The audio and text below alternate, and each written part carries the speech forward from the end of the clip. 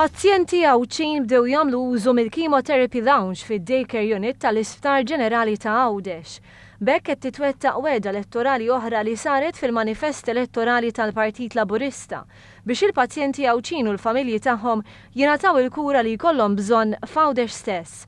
Meta tkellem ma' News il-Ministru Godfrey Farrugia fakkar li l-eks Prim Ministru Lorenz Gonzi kien qal li s-servizz ta' kemoterapija kien se jiswa 600,000 euro. Iżda meta l-Partit Laburista tela fil-Gvern sab biss vot ta' 80,000 euro allokati għal dan is-servizz. Determinat li ma jaqtax qalbu, il-Gvern daħħal l-istess servizz għal 200,000 euro. Il-Ministru Godfrey Farrugia spjega kif dan kien possibbli.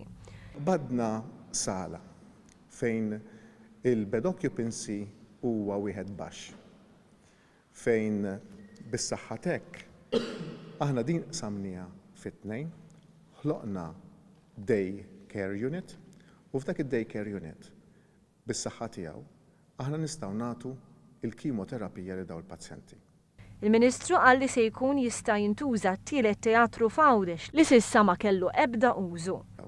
Sa nkunu nistgħu nużaw it-tielet teatru li għandu l-Isptar Ġenerali ta' Għawdex li għadu qatt ma ntuża billi aħna se ntellaw l-istaff neċessarju għal Għawdex, l-istaff kliniku. Mara minn hekk se jitnaqsu l-listi ta' stennija fl-Isptar Mater Dei.